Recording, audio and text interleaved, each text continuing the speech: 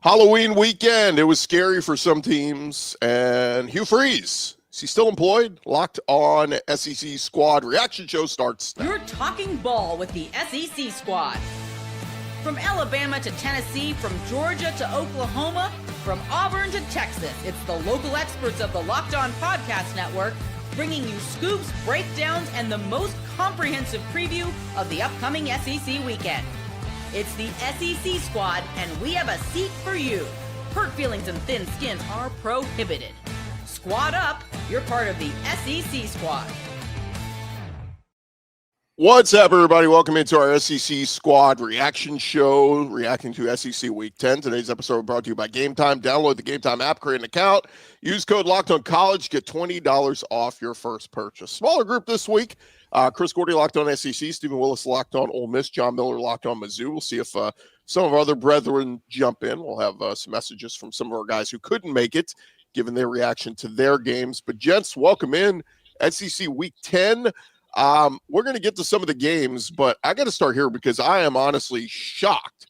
Here we are, the morning of November 2nd, and Hugh Freeze is still employed as the head coach at Auburn. Auburn loses at 10-3 at home last night. At home at night, 10-3, 241 yards of total offense, 2 turnovers. Are you guys with me as shocked as we are that Hugh Freeze is still employed? Don't we deserve to see Hugh Freeze face Diego Pavia again? Hasn't Freeze earned that right? If you take that away and the boosters take that away by removing Freeze just because he lost to Kentucky, like that's not the most egregious thing he's ever done, you know, don't take away the Diego Pavia rematch for the third or fourth time again. I mean, I've made Father's Day jokes about Hugh Freeze for 9 months. Don't the week before that game pull the rug out from under me. Sir Fishing Guy's asking, does Freeze get fired today? Well, according to our Zach Blackerby over at Locked On Auburn, he's a little wishy-washy on it. So I'm not so sure, guys. I don't know if Auburn even wants to jump into this hiring cycle necessarily, but honestly, after yesterday, how can you not? I mean, 3 points against Kentucky. You don't get into the end zone against that defense, against that ball club. I got to say, what I said about Hugh Freeze maybe a month ago in this space still applies. How do you have no offense going at this point? I mean, and almost literally no offense yesterday. It was brutal to watch. Thank goodness it was on the side TV, and I was watching Game 7 mostly instead. Well, listen, real quick. I don't think Auburn needs to fire Hugh Freeze during the season. Hugh needs to wear this. You don't need a situation where DJ Durkin beats Alabama at the end of the year and all of this pressure, this hiring cycle kind of comes in to where you kind of marry the babysitter. I think Hugh Freeze needs to wear this. And it sucks for Auburn fans because all Auburn fans want to be what Auburn was 10 years ago. That's all they want. But if you fire Hugh Freeze now, it's not going to help you at all because any athletic and search committee and all of that can be working behind the scenes anyway. Let Hugh Freeze wear this. This season's a wash anyway. Yeah, I'm waiting to see something of substance come out. Keep in mind, you know, in terms of timeline goes, I want to say the Billy Napier thing happened pretty quickly, right? But as far as LSU, a week ago at this time, rumblings were there were going to be changes made at LSU. And at the time, we kind of just thought, oh, they're going to fire Joe Sloan, the offensive coordinator, or something like that, like major changes made internally. But it wasn't until a little bit later in the day that it came out that, you know, Brian Kelly's going to be fired. So as we sit right now, yes, while nothing has transpired yet, doesn't mean that in an hour this thing can't change. It is funny. Somebody brought up there's a website where you can look at the country club there at Auburn, and there was a tea time set for this afternoon for Jill Freeze. But you know, is that Hugh using an alias? Is that really his wife going to golf with people? I don't know. But regardless, this is the silly season we get into, guys, and I just don't know. I mean, at this point, holding on to him is just is more embarrassing than jumping into the pool and saying, hey, we fired him and it wasn't a success. It's just, I don't know how you roll him back out there another week. This is crazy. Yeah. That's the thing. There really is no huge advantage, I don't think, in the hiring cycle, as Steven said. But to your point, Gordy, it does almost feel like, hey, do you want to play these games out and actually have a little bit of juice, try to win? I don't know. I agree with Steven to some extent. Like, oh my God, what if they actually put up a fight against Alabama and that muddies the waters a little bit?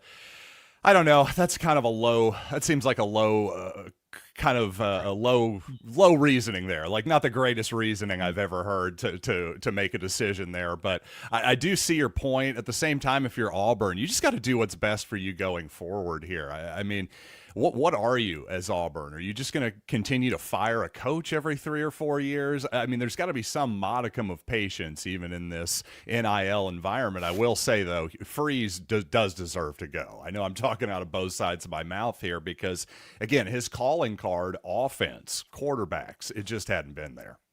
Yeah, and make no mistakes, Hugh Freeze needs to be fired. Absolutely. It just is the matter of how you do it. That's what I'm talking about. You want to make sure you have a plan. Is John Cohen the person to hire the next football coach? I mean, all of this stuff, you need to have internal conversations about what's going on in Auburn and what you want to be and how you get out of this mess. It can't just be, hey, an emotional move of hiring Hugh Freeze and leaving John Cohen when John Cohen might be the problem right now. So that's interesting. That's all I'm saying on this. Yeah, the crazy part is they gave up 7 sacks last night to Kentucky. 7 sacks, and as Pete Nakos reports, the buyout would be $15.4 million. So it's a lot of money, but it's not ridiculous. You know, what was Napier? He was somewhere in that territory between 15 and 20. Of course, Brian Kelly and James Franklin were the massive ones, but you know, I don't know. You know, at this point, it's not working. And for those who didn't see the video last night, leaving the field, nobody, like a whole swaths of the stadium did not leave. They stayed and chanted, "Fire Hugh, fire Hugh." So again, just a message to, you know, and it's not people being unreasonable. It's just, this is going nowhere. And, you know, again, I raised my hand last week. I thought Brian Kelly was going to be a hit higher at LSU. It wasn't. I think we all, you know, a lot of us thought Hugh Freeze was going to be a hit higher at Auburn, like, and he's recruited well. It's just his track record of what he did with quarterbacks prior to this stop at Auburn was great. How did it go so wrong? How did he miss on quarterbacks? And last night, Ashton Daniels gets the start. Nothing. There's nothing there. They go back to Jackson Arnold. Nothing. Like, yeah, we crapped on Peyton Thorne, but this is whoever suits up a quarterback for Auburn. Can't do jack. Yeah, the crazy thing is they've got a really good defense, maybe one of the best defenses in the country, and they're just absolutely wasting it each and every week. It's got to be frustrating to be on that side of the ball. And normally you brought up, hey, the mob is against Freeze, right? I'm usually not one to go for the mob, but in this case they might have a point because it's really about the future. What's the future? What's next season? The really near future here for Auburn and Hugh Freeze. How's it looking? Their high school recruiting hasn't been great in this cycle. You're just basically praying that he hits big in the quarterback portal cycle, I guess. Well, you can hope that for your next coach and any coach. So I just don't know what the pro keeping Hugh take is at this point, to be honest with you. Yeah, the crazy thing is, Hugh Freeze and Gus Malzahn, they have the same problem. They had an offense that was built up back in the mid-20 teens to be successful. But Nick Saban and everybody worked to get rules changed that kind of nerfed that offense. And now neither one of them are what they once were. And that's not going to change at all. And Hugh Freeze still living off wins over 2014 Alabama and 2015 Alabama. Those days aren't happening again. They're just not. Yep. The other one is Kentucky, like you said, beats them 10-3 at home. Auburn drops to 4-5 with a trip to Vanderbilt up next. In their 5 SEC losses, Auburn has scored 6 total touchdowns. 6. I mean, you're supposed to be, offense is supposed to be your specialty. I saw last night the 3-3 tie at halftime was the tied the fewest combined points entering halftime in an SEC game this season. Like, I don't know how many more red alerts you need for Auburn to pull the trigger here. Like, what are you waiting for? Like, you're not getting, like, you know, if you're going to start trying to raise money and donations or whatever, like, you're not getting a penny while Hugh Freeze is still the head coach. So I just, again, if they don't pull the trigger today, I'm baffled. Does his buyout amount go down if like December 2nd hits or something like that? Is it possible? I think it's the same now, or if they wait. I mean, either way, it's and even if it does go down, it's not going to go down significantly. It's not going to be like a huge drop. Okay. So I don't know. Again, you guys are in agreement with me though. Like this should have already happened. It's tough to say. Again, it's tough for me to come up with a reason not to. That's the thing. I really can't. Yeah. Yep. Somebody in the chat said it does go down December 1st.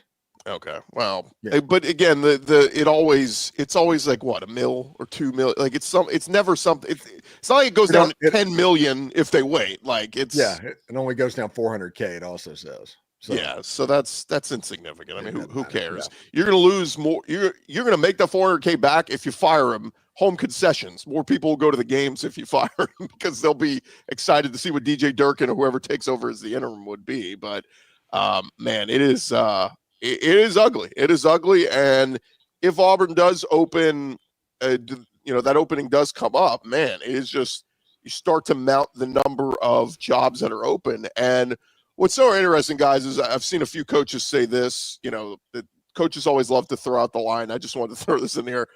I haven't been contacted by anyone.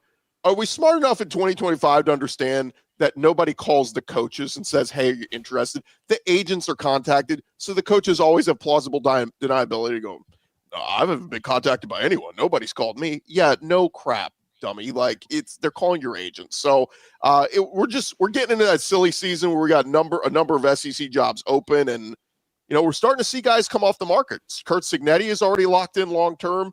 Matt Rule, for some stupid reason, Nebraska locked in on him. Matt Rule is not locked in. His buyout went $5 million up. That's all that happened. They added 2 years to his deal to basically signify he's not going anywhere. Yeah. And then he loses to USC when Raiola gets hurt. And then the other one we saw was Rhett Lashley. Now, Rhett Lashley was very much on the radar for Arkansas, but that takes it off. So, I mean, guys, do you think we're going to see like a paradigm shift here in college athletics? I'm hearing some LSU talking about like maybe the Tulane coach, maybe this guy. They're starting to look at, I think we're going to get away from the big splash hires here. I think they're starting to look at, with money involved, all you need is money to go buy players and top assistants. The head coach kind of in some spots, I mean, tell me what you guys think. I almost wonder if the head coach is a little bit insignificant nowadays, because you would look on the paper and say, Kurt Cignetti, that guy's not attracting any young kids. But like, I almost wonder if you just get like a figurehead and spend all the money elsewhere. I think figurehead is the right word. That's what I would go with. That is kind of what you need in this environment, at least if, you're just trying to put together the best roster you possibly can. I think there's a lot of truth to that, and it's interesting you're bringing up the big splash hires. Well, appropriately enough, we got the Locked On Mizzou guy here and the Locked On Ole Miss guy here. Those are probably Eli and Lane. Those are the two coaches you're going to be hearing a lot about here over the next few weeks, whether they go or not. I'm guessing that I'll just say Mizzou. I think Drinkwitz stays. That's my assumption. That's my guess at this point. We'll see what happens, but I think that's to Gordy's point. I don't know that we're going to be seeing maybe as much big name movement as you would have thought. That's good news for James Franklin. Yeah, and I don't think honestly Lane's going anywhere either, because I mean, heck, he has a contract offer that he's not going to sign to the end of the year. Everybody wants Lane to sign an extension. He's done this for 6 years. He waits until the last game. Then he does whatever he's going to do. That's just what he does. Lane kind of works at his own pace and under his own self-guidance, essentially. But I think the Mike Elko thing has everybody going. It's a copycat world. Everybody is going to try and find their Mike Elko. Texas A&M went out got the Duke coach. And now Texas A&M is a threat to reach a level that they haven't reached in, 80 years, something like that. And I think LSU is going to go that way. I think Florida is going to go that way. It's not going to be the James Franklins and all these big names. It's going to be the Chris Klymans, those type things. LSU might think they could take somebody like PJ Fleck and put him with the resources, and all of a sudden LSU becomes a thing. It's going to be really interesting to see exactly what goes on. And what's fascinating too, guys, is for all the negative publicity the Louisiana governor got this week, and rightfully so, I thought he actually made some pretty good points from the standpoint of we need to get away from these stupid 10-year contracts. Like somebody brought this up with Elko. Elko was hired at $7 million a year. That's not, that like for what A&M is, they should be paying the 10 million, 11 million a year for a coach. And Elko may get a raise this year, but it was very incentive laden. It was like, if you hit this, if you make the SEC championship, you'll get this. Like, and I think that's where we need to kind of get back. We've let the agents control the ADs for too long that, like, if we can get back to some incentive-laden contracts where you hire a guy 6, 7, 8 million on a 5-year deal instead of a 10-year deal, we're not going to see these stupid massive buyouts that, again, teams and schools and boosters are dumb enough to pay it. But I just wonder if we can get back to, like, earn it. Go earn it. Like, and every time a coach is on a deal and he has a 10-win season, it's like, well, he's due for a raise. Why? He's earning his current pay. Why does he need a raise? I just think that was a good point from a standpoint. We need to get back to, like, go earn your job. You don't just get paid $100 million for just being a name. Yeah, and you have a situation to where the boosters are being tasked on NIL, they're being tasked on everything, and these buyouts, that is money that's not going into the NIL budget. So your team is not going to be as good because it's not unlimited money that a person is willing to donate. So these buyouts almost have to get smaller from every single school so the NIL budget can stay healthy. It's not a situation to where it's going to be one or the other. We're still under a real, I think, market adjustment here over the last few years, which is, of course, before the 2020s, the coaches made all the money and the players made essentially nothing. They got their scholarship, money. But now, for example, you've got like Eli Drinkwitz makes $10 million a year. The Missouri quarterback this past season in the open market, Bo Prabula, reportedly got $1.5 million. Is the coach 10 times, 7 times more important than the quarterback? I think there's still an adjustment period that's happening here. And I think, some of that's going to be the head coach is in the future going to be taking a little bit less money, relatively speaking, compared to everybody else. Maybe their take-home pay is still going to be as high as ever and maybe higher in the future. But like I said, I think some of the pie is going to get divided up elsewhere. I just saw some commenter said, start Deuce Knight. And that's what I don't get is why you would go with Ashton Daniels, who nobody was excited about coming over from Stanford. Like, he didn't have great numbers. But to start him was just so super disappointing. Like, start Deuce Knight. And you want to do the whole he ain't ready? Who cares? He's a freak athlete who's talented. He might do something spectacular. Like, put him out there and just see. That would at least sell the fan base on something to get excited about for the future. But when you're like spinning your wheels and just putting out crap quarterback after crap quarterback, it's just, man, just very, very disappointing. All right, I think we've ranted enough on Auburn. When we return, guys, we're going to get into some of the other games we saw yesterday. Some big teams going down. We'll talk about that next. Hey, but first, I want to remind you guys that we are presented by Game Time, and college football is back. Could not be more excited. The tailgates, the rivalries, the energy in the stands, and of course, there's nothing like being there and getting tickets that can feel more like a battle than the game itself. That's why you got to use the Game Time app, the app that gives the advantage back to the fans. Easiest way to score last-minute tickets at the best prices, no surprise fees. What you see is what you pay.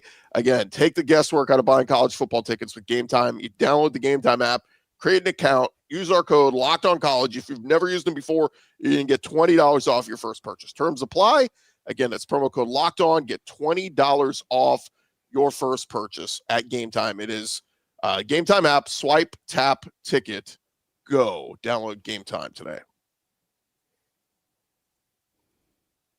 All right, gents, we get into some of the action that happened yesterday, and let's start with Georgia, Florida, because man, what a great effort from Billy Gonzalez. What's Gonzalez's first name? Billy Gonzalez. Billy Gonzalez. I lose track of all the friggin' Billy and Billy, yeah, a little confusing. But Billy Gonzalez takes over as the interim, and Florida fought like heck, man. That they had a lead for a good bit in the game, and then Georgia kind of rallies late and pulls away there for the 24-20 win. But I thought you never know with these rivalry games. Sometimes, the team without a coach is going to get up, and that's what we saw from Florida. What'd you guys make of it? Well, you never want to be the team that goes against an interim coach in his first game. You're okay with playing an interim coach in his third game, but you never want to get that first game because you don't know exactly what's going to happen, except the effort is going to be very good. Jaden Baugh is kind of a machine. They used him different in that ball game. And DJ Lagway, while not great, he did look better in this game. And defensively, they're really good. Now, the problem is you were playing against Georgia, and second half Georgia has been one of the best team in the country all year. First half Georgia has been a mid-tier SEC team, but second half Georgia has been pretty good, and that's what happened. Florida got second half Georgia. The reality is in that game, I think in college football, there is nothing more that affects the momentum of a game than a fourth down stop. I know that you want it to go up by 10 points in that game, but a field goal makes it a 6-point game, and there's no way that you need more than a field goal to win the game. And that would be beneficial. Billy Gonzalez kind of fell for the trap against the Georgia Bulldogs because that's what a fourth down is against this Georgia and Kirby Smart defense. It's a trap, and Georgia got that. The momentum swung, and that was the ball game. Yeah, that 4th and 2 is often just a sticky wicket, isn't it? The 4th and 1, the 4th and inches, I would have been going, yeah, Gators, go for it in the game. 4th and 2, it's tempting. 4th and 3, they would probably just kick the field goal. I'm with you. Just a quick thought on this one. Georgia they still have not put together a full 4 quarters of football this year, guys. And yet they're 7-1, 5-1 in the SEC. It's almost like Kirby Smart sometimes can put this thing on autopilot, and they find a way to score late. They find a way to pull away, get a big stop, and they win games. But this doesn't feel like one of the most dangerous Georgia teams. But think of what we were saying about Ohio State a year ago at this time. Yeah, good team. We'll see what happens. Whoever gets in the playoff and starts playing their best football, Ohio State did last year. They won a national championship. Georgia falls in that category to me. They haven't looked perfect. People are going to doubt them and question them and all that. But if they get to the playoff and Gunnar Stockton's playing great and the defense is playing great, it's a team that can win a national championship. So, and they've done it twice in the past 5 years. So there's a chance for them to add another one there. On the flip side, Stephen, I just asked this because I heard some internet rumors, some people floating it out there. Any thought to DJ Lagway being Ole Miss's quarterback next year? I would say that I don't think so, or anything concrete on that. I think that if Lane got him, he would be a very, very good quarterback because everybody that plays quarterback for Lane Kiffin is going to be good, including a Division II transfer into the system. It would be interesting to see what happens because if Trinidad gets his waiver, and he's trying to get a waiver for a 6-year of eligibility, then it's going to be Trinidad. If he doesn't, then it becomes the question, Austin Simmons, do you bring transfer portal quarterbacks in, all of that stuff.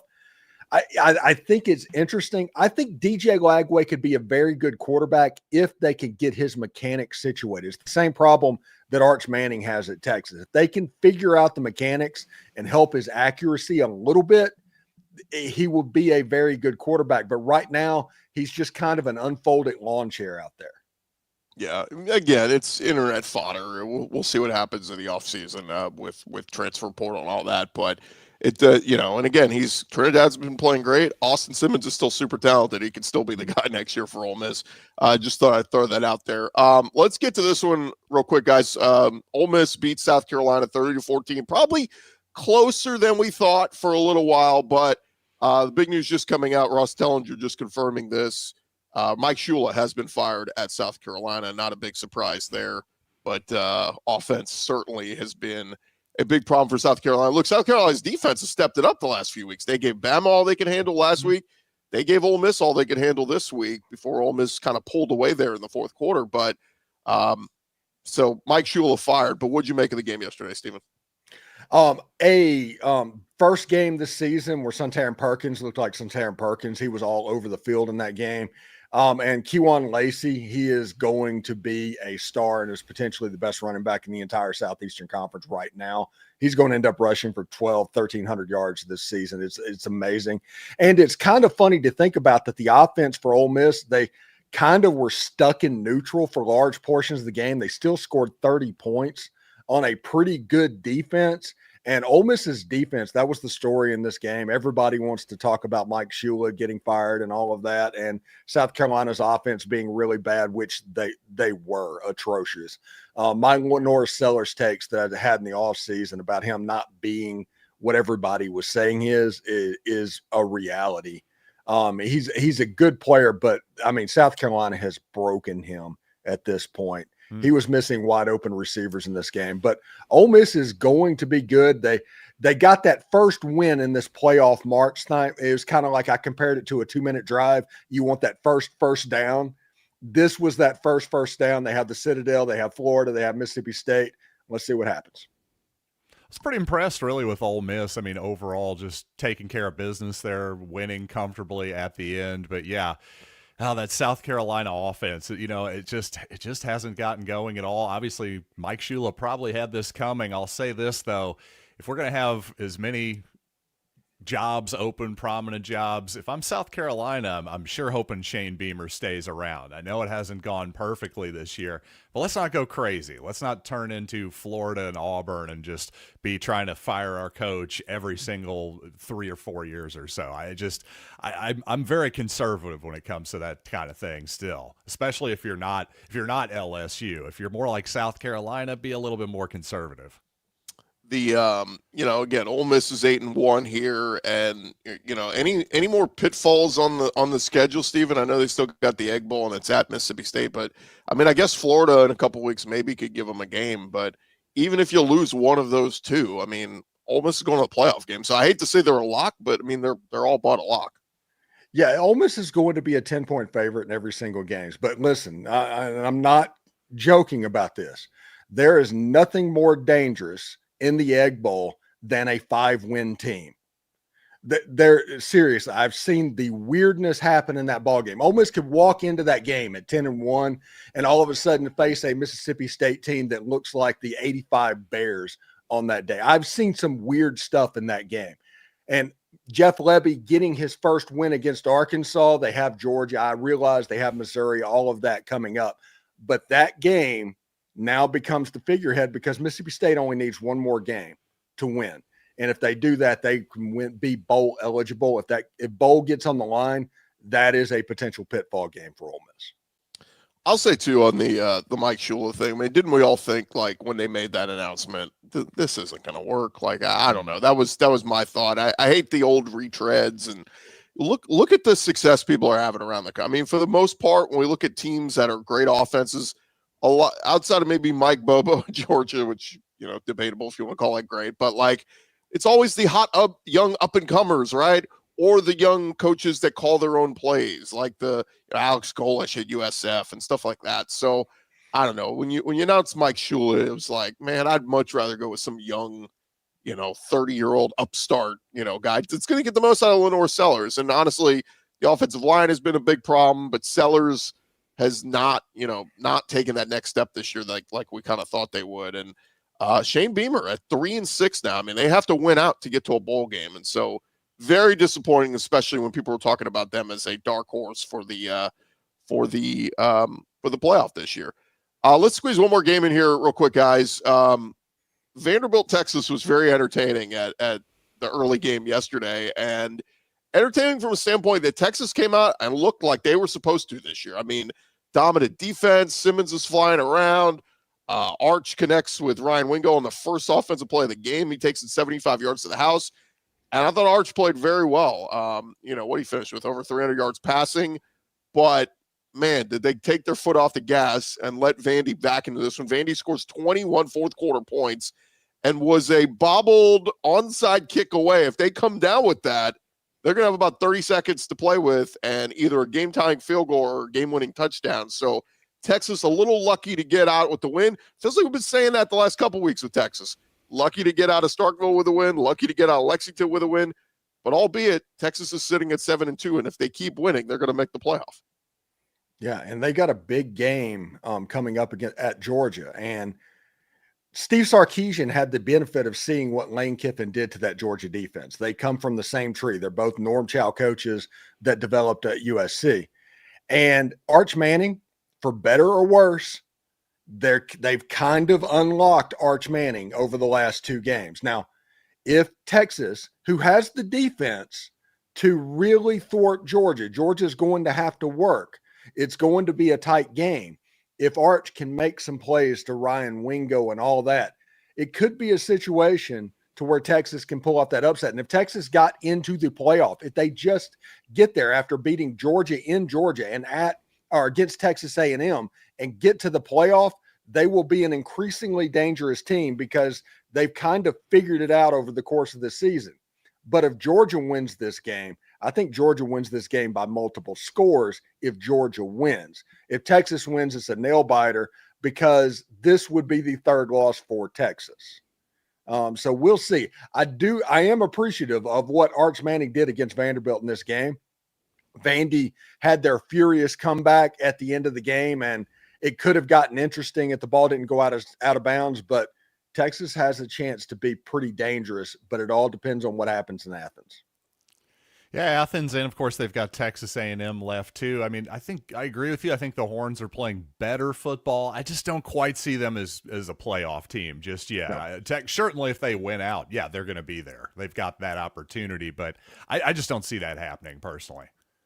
I like it. Like, there's a lot of people dogging Arch. Did Arch have a lot of yak yesterday? Yes. At the end of the day, he still threw the passes that he needed to, and Texas looked great. So, it's I don't, because there was Texas fan. I got into one on Twitter. I said, look, y'all were lucky to hang on there. He's like, look, we dominated that game. It's like, okay, but you can't leave the door open. When you got your foot on your opponent's throat, do it.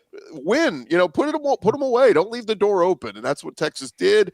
Again, but you got to give them credit. Like, they're in a position here where they can go win at Georgia, who doesn't look like dominant Georgia, and a chance that Texas can upset A&M in the final week of the regular season and get into the playoff at 10-2 still. So, again, still something to play for there at Texas. All right, when we return, guys, we'll get to what was perhaps the best game of the week in the SEC. That was last night with Rocky Top going down at home. We'll discuss more on that in just a sec. Hey, but first, I want to remind you guys about our friends over at FanDuel. Of course, the NBA is back. No better place to get in on the action than with FanDuel, the official sports betting partner of the NBA. Even if you miss the start of the game, you want to ride the hot hand, FanDuel has live bets on everything from who will score next to fourth quarter comebacks. You can combine your live bets into a same-game parlay for a shot at an even bigger payout as well. And I was looking at some of the lines in college yesterday, guys. Florida got the 7.5 cover against Georgia. Texas covered the 2.5 against Vandy, barely. Ole Miss, minus 12.5 hit versus South Carolina. But how about if you'd done a 3-game parlay, if you'd taken Kentucky straight up over Auburn, Mississippi State straight up over Arkansas, and OU straight up over Tennessee, man, you would have been living pretty today. And of course, you could do a 3-game parlay over there at FanDuel if that is what tickles your fancy right now. FanDuel giving new customers $300 in bonus bets when your first $5 bet wins. So head to FanDuel.com, sign up, play your game with FanDuel, the official sports betting partner of the NBA. All right, fellas, what perhaps turned out to be the game of the week last night, or at least it was pinned a de facto playoff elimination game. It was Oklahoma at Tennessee, and look, I was just a big buyer on Tennessee's offense and how ridiculous it's been. Top 5 offense in the country. Oklahoma, they've been a top 5 defense all year, but I just thought after what they did against Ole Miss at home last week, it was like, well, surely Tennessee's not going to have a problem moving the ball.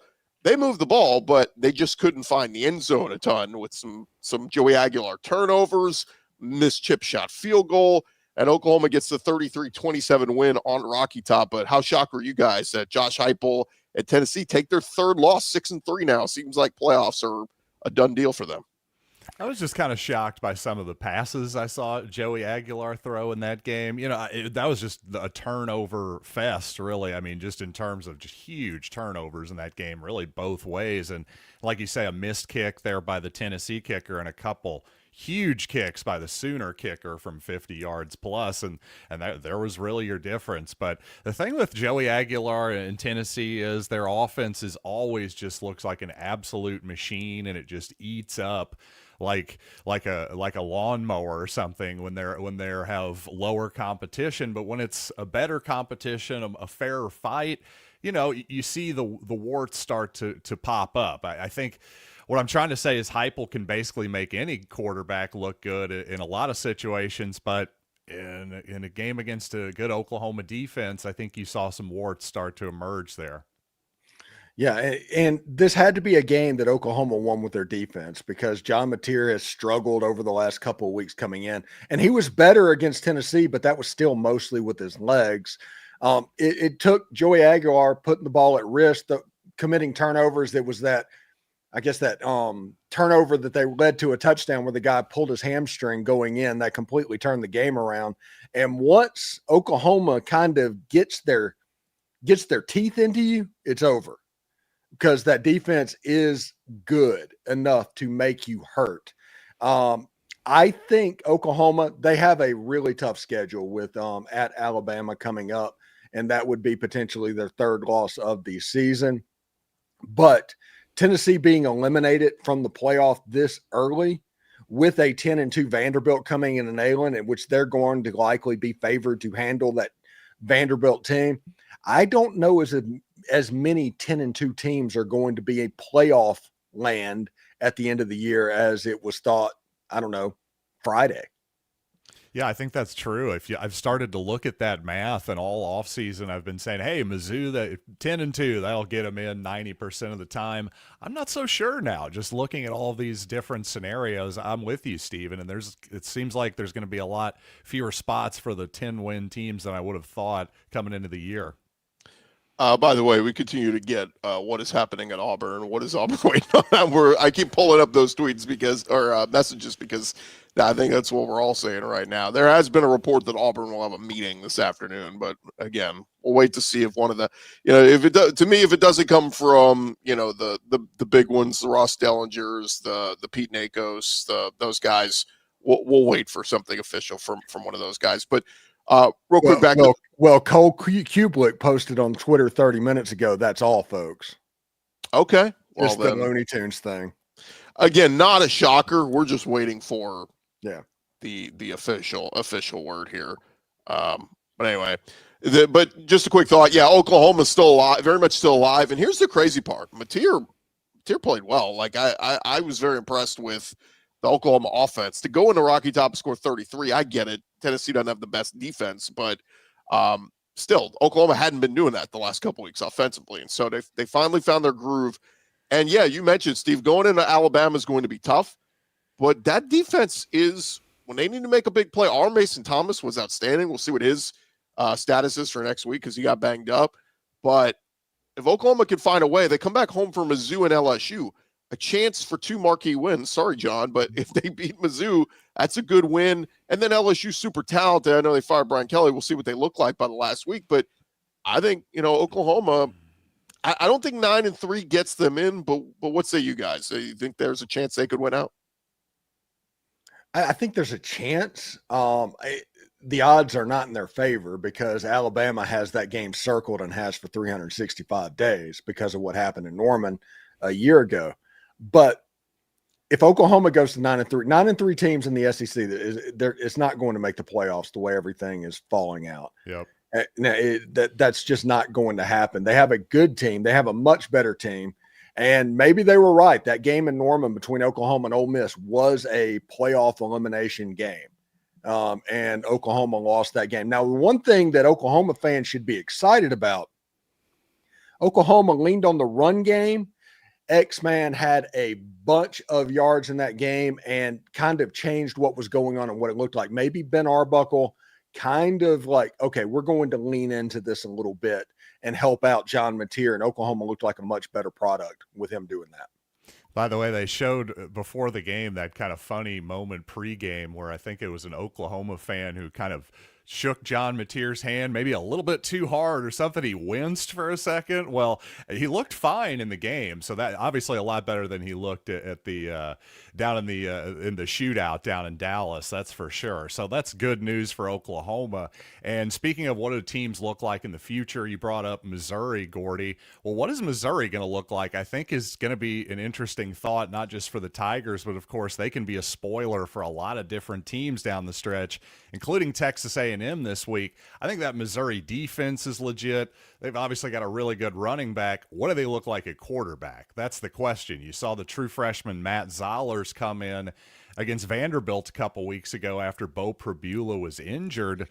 Well, he looked pretty good. But again, true freshman, what's that Missouri offense going to look like? I think that Missouri's kind of a fascinating wild card here down the stretch in the SEC. I'm not totally sure what to expect from the Tigers. Real quick, let's hear from some of our cohorts after that game last night. Let's hear from Eric Kane, and then we'll hear from Jay Smith. Here was Eric. Brutal football game for Tennessee as the college football playoff hopes and dreams and aspirations are over. Tennessee falls 33-27 to Oklahoma in a game where, man, for as good as Joey Aguilar has been so far this season and for everything that he's brought to Tennessee, I mean, again, the SEC's best offense, it was bad in the first half. Two interceptions that led to field goals. He was strip sacked and returned for a 71-yard touchdown. I'm not putting that on him. I'm putting that on the right tackle.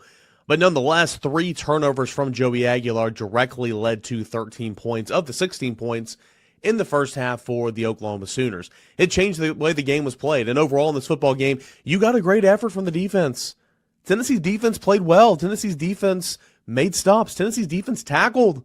I say all that, that's elementary, but that hasn't been the case all year long. And you wasted that opportunity in a game that had all the makings to be one of those awesome games. Neyland Stadium, the crowd was awesome, the light shows, dark mode, all that and more. But first half turnovers changed the way the game was called, changed the way the game was operated, and that's the story in this one. Critical fourth and one that was missed out on later in the football game. Some other critical plays, but those first half turnovers, the biggest difference. And that's unfortunate because this is a fun offense, and you get an effort like that on defense, but it's for naught, and Tennessee's college football playoff chances are done at 3 losses right now. Yep, I'm here. Didn't get to make it, though, because I'm in Knoxville, about to fly home. Oklahoma takes down the Volunteers on the road for their 3rd ranked win this season. I think that's like second most in college football, 33-27, which is a big deal for the Sooners because why? That was the ugliest and most disgusting win I think we've had. But hey, we have a Heisman Trophy candidate though. Tate Sandell, titanium leg Tate. Dude hit like 350-yarders in a hostile environment. Like you got to give that man props. That's just ridiculous. So we're able to pull off something that I didn't think we was going to be able to do. Lies. I actually picked us to win this game. But I didn't think that we would be able to gut it out. This was a game win for the culture. This was a win for morale. And they better take this and grow. John Mateer looks like he's gotten a little bit more confident in his throw and his run and his decision-making. He better keep making these dang decisions. Now we get a bye week, so R. Mason Thomas can rest after he returned a fumble like Greg Jennings. So the touchdown put the team on his back. And, yeah, we'll see y'all in Tuscaloosa in like 2 weeks. Boomer Sooner. So there was the reaction there. And look, Tennessee, I got to give them credit. I mean, look, when they moved on from Nico Iamaleava, we thought this was going to be a very difficult year. Joey Aguilar has surpassed everybody's expectations for him and then some, but still at 6-3, playoff hopes kind of over after they made the playoffs last year and got the tough draw of having to go play at Ohio State and got obliterated. But Oklahoma's still alive. Again, tough schedule remaining. We'll see what happens there. One more game to react to, guys. God, this was a game of like, who doesn't want to win this game? Mississippi State versus Arkansas. It looked like for a chance there, Arkansas was gonna pull away with this one, and Mississippi State came fighting back. And for two teams that neither had an SEC win, Mississippi State pulls it out in the end, 38-35. Happy for Jeff Lebby because man, that they have not had an SEC win in quite some time, 2 years, and they were able to pull it out. But the Bobby Petrino interim error is just going to be remembered for, God, they came close in every one-score losses in every game, it feels like, but 2-7 overall. Yeah, it would be kind of funny if they beat Texas after all of that. It would almost be fitting. They beat Texas, lose to Missouri, and that's kind of the end of the Bobby P train for Arkansas. I do think that John Neighbors, we need to do like a wellness check on him because another one-score game, another game that got away from the Arkansas Razorbacks. there's a culture shift that needs to happen on the hill up in Fayetteville. I think it will be interesting to see exactly what happens for that. Now, Arkansas, they have some games that they can mess with essentially in this last month, but this Mississippi State game was their best opportunity for a win.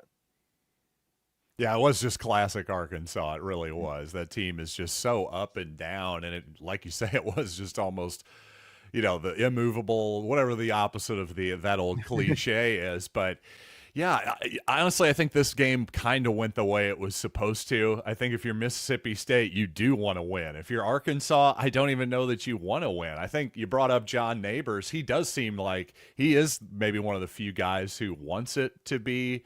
Once the interim coach, why am I blanking on the man's name right now? Petrino. Thank you. Yeah. Bobby Petrino. He seems like he's the one guy who maybe would like it to continue to be the Bobby Petrino era in Fayetteville. I don't know that that's what you want. I think you got to go get a real coach and somebody with some actual discipline down in Fayetteville for once. And that's just gonna be tough. And again, Rhett Lashley basically taken off the radar. He was a name that was thrown out there for Arkansas. There was a report a couple days ago that maybe there was some mutual interest with James Franklin in Arkansas, but then the report came out a couple days ago. Virginia Tech seemed to be the front runner for James Franklin and mutual interest there. So we'll see there. Look, if I'm James Franklin, don't rush into anything. Sit around and wait. I mean, if they pull up the money for Mike Norvell, Florida State, I mean, you can have your pick at some of the big jobs out there if you're James Franklin, and for Brian Kelly at that matter, if he just lays low and just keeps his mouth shut. We'll see what happens there. But we had some comments from some Kentucky fans. I did want to give some shine that what a win for Kentucky, because they go into Auburn and beat them 10-3.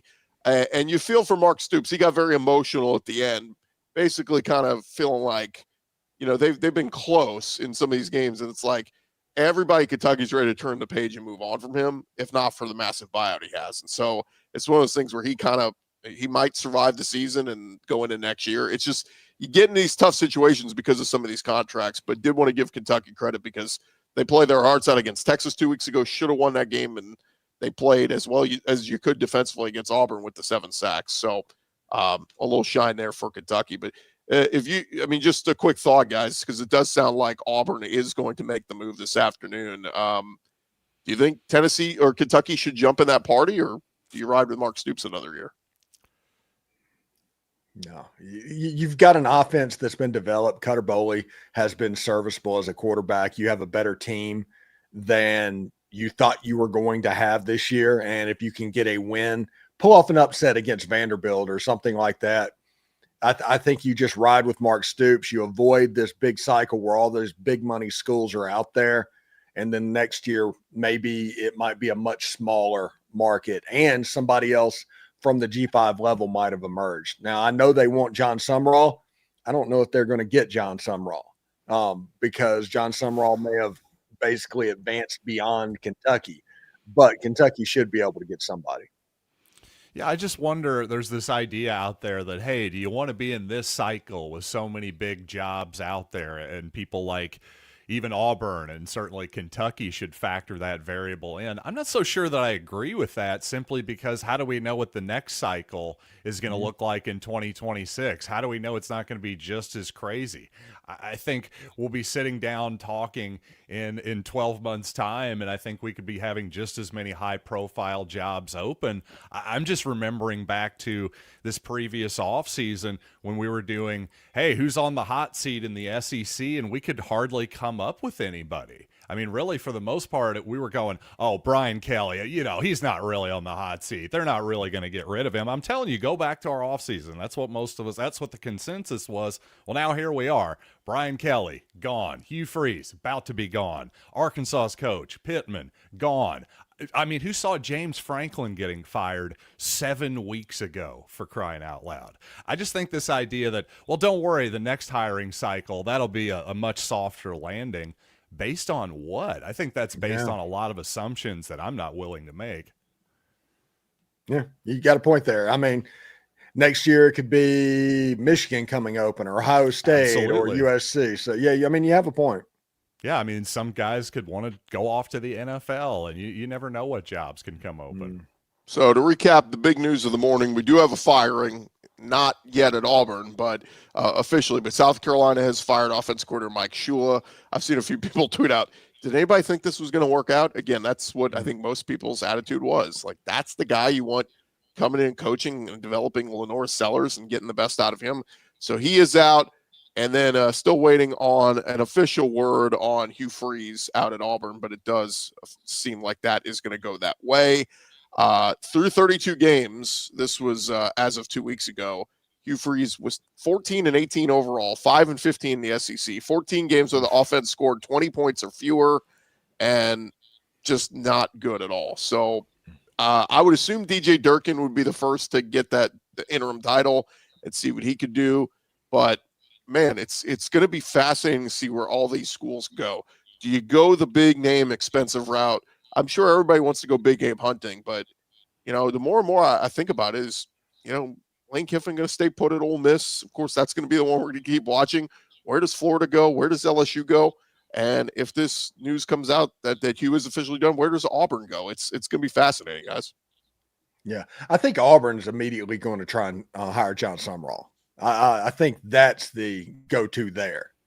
But you're right. And it honestly, it's funny. It doesn't help whenever Lane just doesn't sign extensions until the end of the season. He doesn't talk about it at all. He's completely locked in about what's going on, but that creates a void of information, and all voids of information are going to get filled.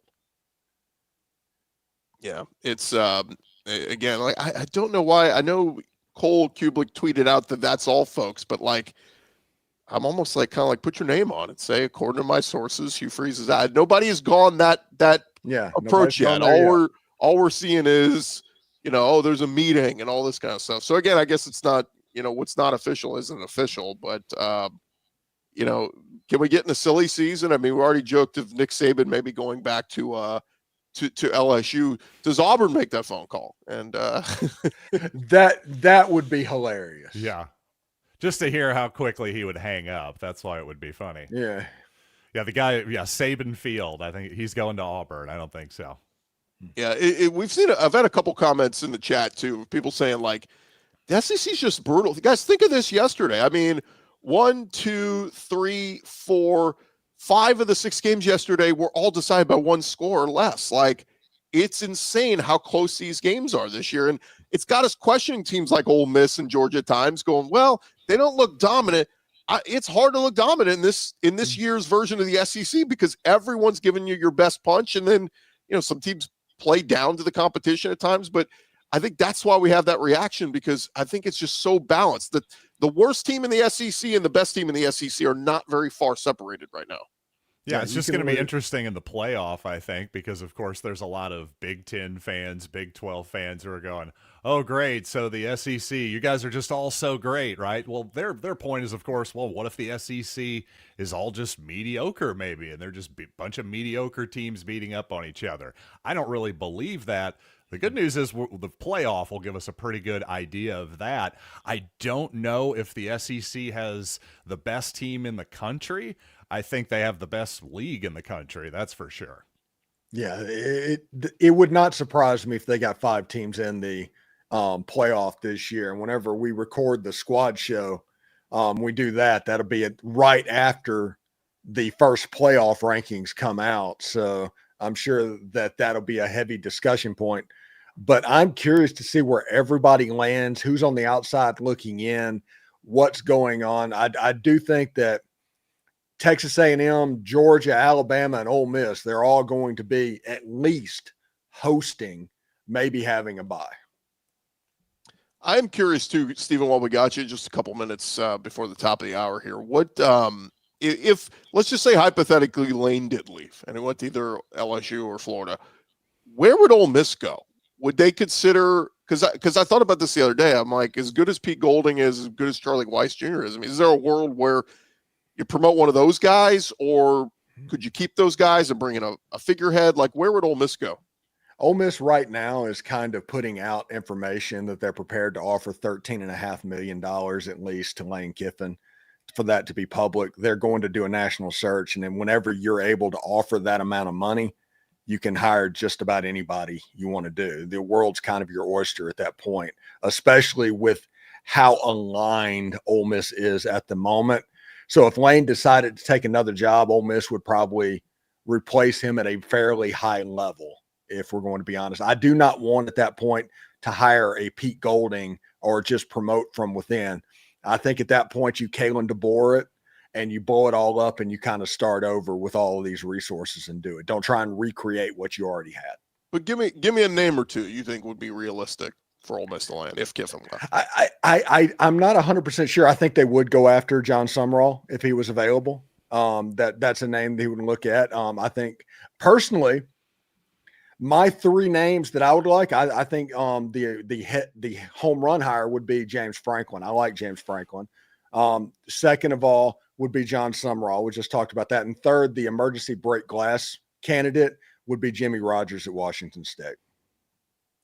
Yeah, it's just fascinating because I think every school has been linked to John Sumrall. Like, you're the Tulane coach. You were just at Troy 2 years ago, and now literally every big SEC job has interest in you. So I think that's kind of fascinating. But also, we always do this too, guys. We get lost in the heat of the moment. Like, who's the hot name right now? And you just like, that's why I always kind of want to look at, like, what's track record. You know, that's where I thought Brian Kelly was a safe hire for LSU, because track record, he had won everywhere he'd been. Like, he's a future Hall of Famer. Just didn't work at the level of an LSU. And so I just, like, we're talking about some of these hot names. What if John Sumrall goes 5-7 at Tulane next year? Is he still the hot name? You know, so it's just it's always a crapshoot. But you know, I thought Hugh Freeze was a hit, you know, hire when Auburn made it, and it turned out to be a dud. So, you know, you almost wonder if going the route of young, cheap up and comer, Alex Golesh might be the best hire you can get at some of these SEC schools right now. Mm-hmm. Yeah, absolutely. And it's going to be a wild coaching carousel season. But I do say, and I talk to Ole Miss fans all the time, don't start looking at the coaching carousel hypotheticals that might happen in December or January and miss out on a November that might be the November you've been waiting for your entire Ole Miss life. So that's my thought right now. One thing I'll say about James Franklin, I think if I were him, and the rumors are going around, we mentioned maybe he's leaning toward Virginia Tech. Let's say that's true. I think if I were going to go ACC, I'd be waiting to see if that Florida State job comes open. I mean, that's the job to me. And because not only does Florida State have the history, but the soft landing of the ACC, hey, it'd be great to maybe, I think James Franklin would do well at Arkansas, for example, or you brought up Ole Miss, hypothetically, if that job were to come open. I think he would do great in a whole bunch of places in the SEC. But, hey, let's face it, ACC, a little bit tougher to make the playoff, especially if you're Florida State. Yeah, and or a little easier, I should say, a little easier. James Franklin in North Carolina would be scary, honestly. I will say that. That could work, absolutely. Mm-hmm. I think they're stuck with Belichick another year. I think they're going to give him another year. But it is interesting. I mean, Virginia Tech, if he turns them around, to me, it's a much easier path to win in the ACC than coming to an Arkansas or even an Auburn. You know, if you're James Franklin, it's just the SEC is.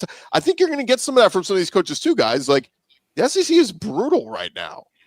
You're not going to win year one coming in too if you're a new coach and you got to kind of rebuild this thing. So it's I don't know. I think that'll scare some people away. Lincoln Riley apparently had a verbal agreement with LSU a few years ago. And then he went, oh, wait, no, I'm going to USC. Because USC, the reports are, oh, they're going to go to the Big Ten. And he's like, oh, easier path there than in the SEC. So I think some people aren't ready for the big prime time of the SEC, and it's big boy football here, and it's hard to win. So we'll see what happens. I do know this, guys, once all the coaching dominoes fall, man, we're going to have an awesome, fun time in December and January talking transfer portal and where all these guys are going. I mean, there's a world, I was talking to somebody the other day, there's a world where Lane Kiffin stays at Ole Miss, loads up, goes and gets DJ Lagway from Florida, Cam Coleman from Auburn. Like, why not just poach all these other SEC schools for talent if you're Lane Kiffin at Ole Miss? So it's just going to be fascinating. Final thoughts from either of you? Like I said, this is for Ole Miss fans. This is an unbelievably exciting November. It's the November to remember, the November you've kind of been waiting on your entire life. And I'm excited. You got the Citadel Saturday, then the Florida Gators coming to town, and that week is going to be absolutely nuts. Just one random thought for me. Gunnar Stockton decides to not score a touchdown there, takes the knee, doesn't cover the spread. I think we're going a little overboard when people are just going, my God, it's such a smart move. What a genius, all this stuff. I'm like, yes, he realizes they don't have timeouts and it's under the 2-minute warning. Let's reward him a degree from Mensa. I don't know. A little over the top on that stuff. That's my note there. Against Auburn, he scored. So he heard over and over again in that scenario. Yeah. But no, just the commentary of, God, it's such a smart move. I've had about enough of that, along with the college kicker situation. I've had enough of that, too. Yeah. I also like style points. If you can beat your opponent by more than what you currently have, go do it. That's just my take, but I get it. It's I get it. You would have won either way, by the way. Yeah, so, they weren't going to score twice. Right, exactly. So what are we doing here? All right, gents. For Stephen Miller, for John Miller, I'm Chris Gordy. This has been our Sunday reaction show. We'll talk to you guys throughout this week on Locked On Ole Miss, Locked On Mizzou. I've got you in Locked On SEC and all of our shows on the Locked On Podcast Network covering your team every day. Did you say Stephen Miller? Yes, Some people call me Miller. Maurice. Wow. Steve Miller, man.